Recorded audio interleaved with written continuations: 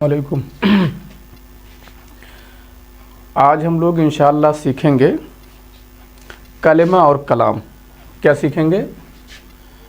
कलेमा और कलाम। अल कलेमतु वल कलाम। मेन मुद्दे पर आने से पहले हम आपको ये बताते हैं कि कोई भी चीज़ अगर किसी को सीखनी होती है तो हमें सबसे पहले ये जानना होता है कि उसमें कौन कौन सी चीज़ लगेगी, कौन कौन सा सामान लगेगा। क्योंकि हमें अगर कोई चीज़ बनानी है तो उसके सामान का जानना बहुत ज़रूरी होता है। जैसे मान लीजिए हमें अगर खाना बनाना है तो हमको मोटे तौर से ये जानना चाहिए कि खाने में कौन कौन सी चीज़ लगती है। चावल है, दाल है, आटा है, तो इन चीज़ों को हमें जानना चाहिए और इनकी ठीक ठाक समझ भी हमारे पास होनी चाहिए, तभी हम खाना को बना सकते हैं।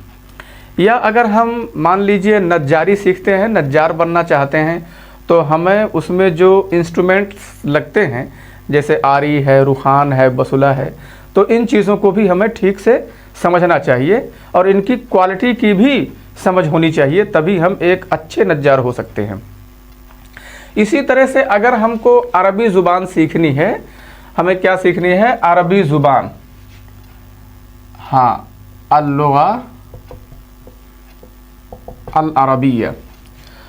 तो इसको सीखने के लिए हमें ये जानना पड़ेगा कि अरबी ज़ुबान कौन कौन सी चीज़ों से मिलके बनी है। तो ये जान लीजिए कि अरबी ज़ुबान सिर्फ दो चीज़ों से मिलके बनी है। खाना तो बहुत सारी चीज़ों से मिलके बनता है, लेकिन अरबी ज़ुबान सिर्फ दो चीज़ों से मिलके बनी होती है। उन दो चीज़ों में एक का नाम होता है कलेमा और एक का नाम होता है कलाम। कलाम भी दरहकीकत कलमा से ही मिलके बना होता है, लेकिन इसमें एक से ज़्यादा कलमे होते हैं, इसी वजह से इसको अलग से नाम दे दिया गया है। तो ये जान लीजिए कि ये दो चीज़ों से हमारी अरबी ज़ुबान मिलके बनी होती है, कलमा और कलाम। आज हम आपको बताएंगे कि इन दोनों में क्या फ़र्क है और कैसे हम पहचानेंगे कि कलमा क्या है और कलाम क्या है। तो अभी मेनली हम इसी पर बात करते हैं। हम लोग इसको पहचानते हैं, धीरे धीरे आगे बढ़ते हैं ताकि समझने में आसानी हो। फिर हम कलाम पर बात करेंगे। तो आज हमारा मौजू है कि हम आपको सिखा पाएँ कि कलमा और कलाम के दरमियान फ़र्क क्या है और कलमा किसे कहते हैं। तो देखिए, कलमा को हम वर्ड बोलते हैं। क्या कहते हैं? वर्ड, या इसे शब्द भी कह सकते हैं हिंदी में। तो वो तीनों चीज़ें एक हैं, कलमा बोले या वर्ड बोले या शब्द बोले। इसी तरह से कलाम को हम सेंटेंस कहते हैं या हिंदी में इसे वाक्य कहा जाता है। ये सब एक चीज़ है, इधर कलमा वर्ड शब्द या कलाम सेंटेंस वाक्य, इनमें कोई फ़र्क नहीं है, सिर्फ भाषा का फ़र्क है। जैसे देखिए, अभी हमको अगर ये जानना है कि कलमा और कलाम में क्या फ़र्क है, तो इस चीज़ को पहले हम मिसाल से समझते हैं। जैसे मैं लिख दूं, दीज बॉयज आर प्लेइंग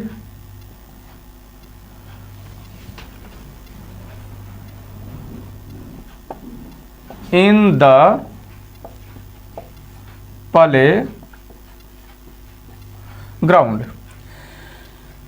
इसमें अगर मैं कह दूं आपसे कि ये पूरा क्या हुआ? सेंटेंस है, पूरा कलाम है, पूरा वाक्य है, चाहे जो बोल लें।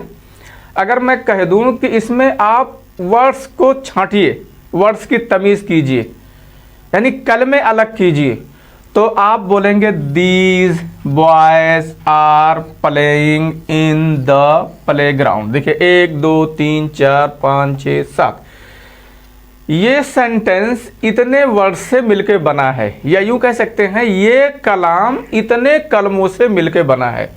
ये पूरा क्या हुआ? कलाम, है ना। और अलग अलग क्या हो गए? सब कलमे। तो जिस तरह आप अंग्रेजी में या हिंदी में बड़ी आसानी से तमीज़ कर ले जाते हैं, सेम वही चीज़ अरबिक में भी है, कोई फ़र्क नहीं है। अगर मैं इस तरह लिखूँ हाउला इल औलादु यलअबून फिल मलअब, हाउला इल औलादु यलअबून फिल मलअबी, मैं इसमें कहूँ ये कलाम हुआ है, ये कलाम है, इसमें कहूँ कि कलमे की तमीज़ कीजिए तो हाउलाई अल औलाद यलअबूना फ़ी अल मलअब, ये सब अलग अलग जो सिंगल सिंगल हुए ये सब कलमे हो गए और पूरा मिला करके कलाम हो गया। कलाम में थोड़ा डिटेल है, ये आगे चल करके इसके बारे में तफसील से बात करेंगे। अभी हम लोग कलेमा को समझते हैं। तो आप समझ गए होंगे कलेमा और कलाम यानी वर्ड और सेंटेंस यानी शब्द और वाक्य, वो सब एक ही चीज़ है। इसी तरह से आप इसमें भी अलग कर सकते हैं। मैं एक लिख दे रहा हूँ, इन्नल्लाह मअस्साबिरीन, ऐसे लिख लीजिए। ये एक कलाम है, आप इसमें हर कलमे को अलग कीजिए, या ऐसा यहाँ लिख देता हूँ, अत्तैरो यतीरो फिल हवाई, एक कलाम है, इसमें कलमे को अलग कीजिए। जाहिर सी बात है, अगर मैं आपको ये काम दूं तो आप फटाफट ऐसे ऐसे ऐसे ऐसे अलग कर देंगे, यहाँ ऐसे ऐसे ऐसे अलग कर देंगे।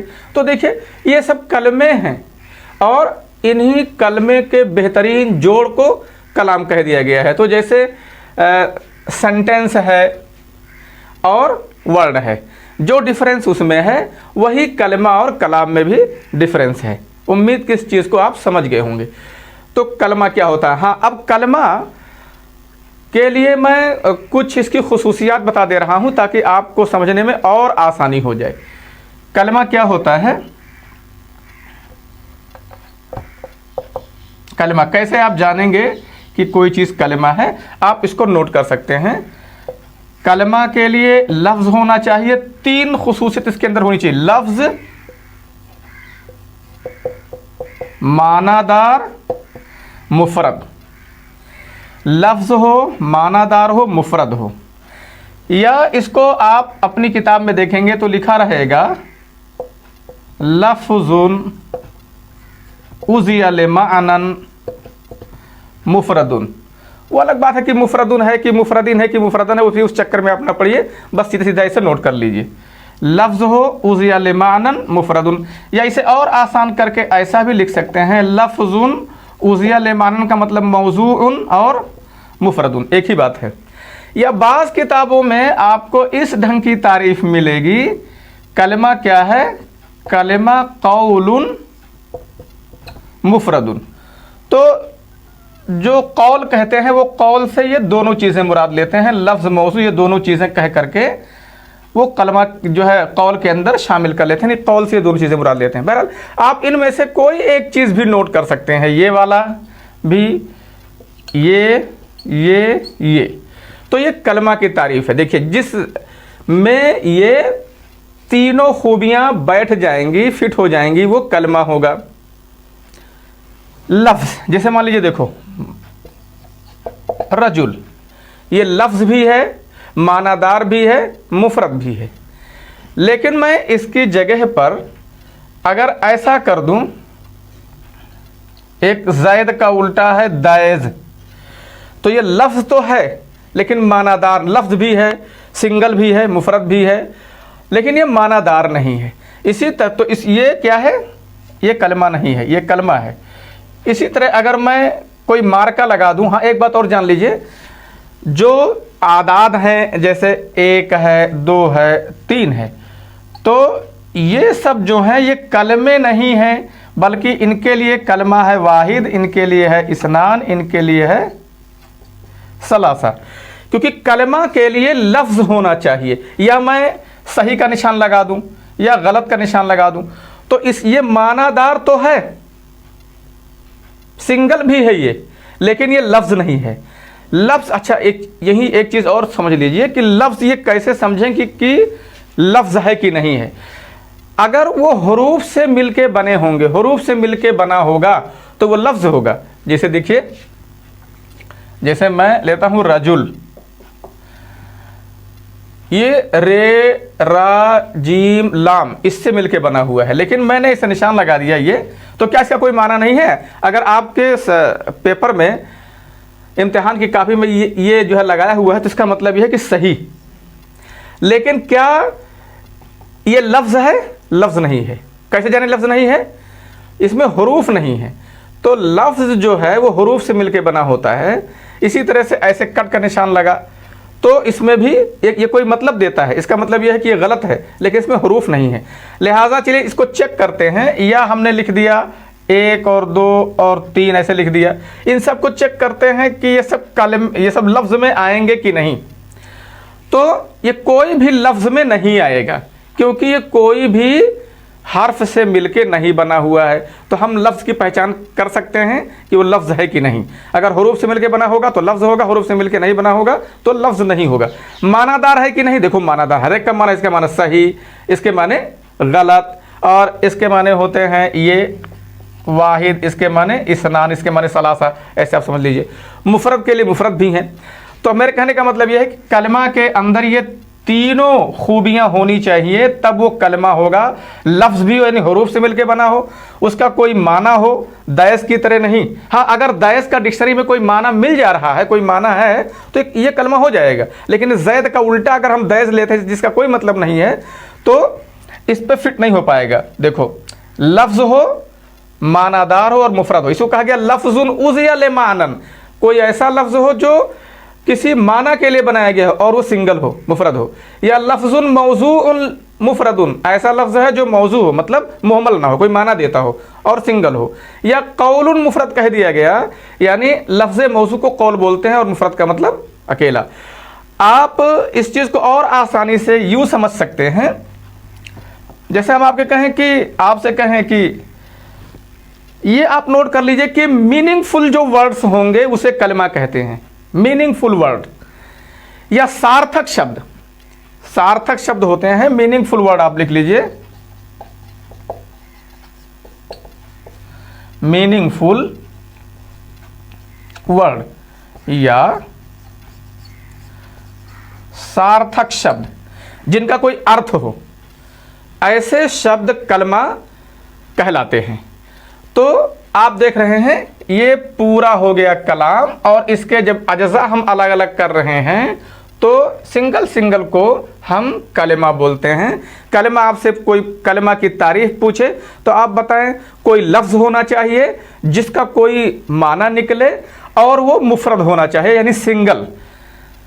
आप सार्थक शब्द बोल सकते हैं, मीनिंगफुल वर्ड बोल सकते हैं। आप देखिए अंग्रेज़ी ज़ुबान या हिंदी ज़ुबान में दे दिया जाए तो आप बड़ी आसानी से छांट सकते हैं। इसी तरह से आप अरबी में भी आसानी से इसको इंशाअल्लाह आप छांट ले जाएंगे, अलग कर ले जाएंगे, उसकी तमीज़ कर ले जाएंगे।